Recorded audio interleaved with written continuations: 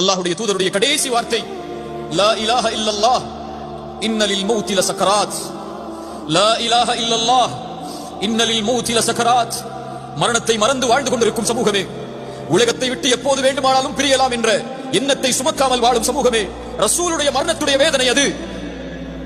முன்பின் பாவங்கள் மன்னிக்கப்பட்ட ஒரு நபிக்கு சக்கரத்துடைய வேதனை, அந்த இறுதி வேதனை, தொண்டை குழியை உயிர் அடைக்கக்கூடிய நேரத்தில் அந்த வேதனையில் ரசூலுல்லாஹ் அவதிப்படுகிறார்கள்.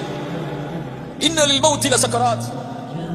மரணத்திலே சக்கராத்துடைய வேதனை உண்டு உண்டு என்று கூறிக்கொண்டே இருந்தார்கள். அல்லாஹ்வுடைய தூதர் ஸல்லல்லாஹு அலைஹி வஸல்லம் சொன்னார்கள், ஃபிர் ரஃபீகில் அலா, ஃபிர் ரஃபீகில் அலா, உயர்ந்த தோழமை யா அல்லாஹ், உயர்ந்த தோழமை யா அல்லாஹ். ஆயிஷா ரலியல்லாஹு அன்ஹா சொன்னார்கள், அல்லாஹ்வுடைய தூதர் ஸல்லல்லாஹு அலைஹி வஸல்லம் சொல்வதை நான் செவிமடுத்திருக்கிறேன். ஒவ்வொரு நபிக்கும் ஒவ்வொரு ரசூலுக்கும் அல்லாஹ் மரணத்தை தேர்ந்தெடுக்கக்கூடிய வாய்ப்பை கொடுப்பான். அவர்கள் விரும்பினால்தான் அல்லாஹ் இந்த உலகத்தில் இருந்து அவர்களுடைய உயிரை கைப்பற்றுவான். அல்லாஹ்வுடைய தூதருடைய அந்த நிலைமையை பார்க்கும் போது அறிந்து கொண்டேன், ரசூலுல்லாஹ் தேர்ந்தெடுத்து விட்டார்கள். லா இலாஹ இல்லல்லாஹ் ஃபிர் ரஃபீகில் அலா என்று சொன்னார்கள்.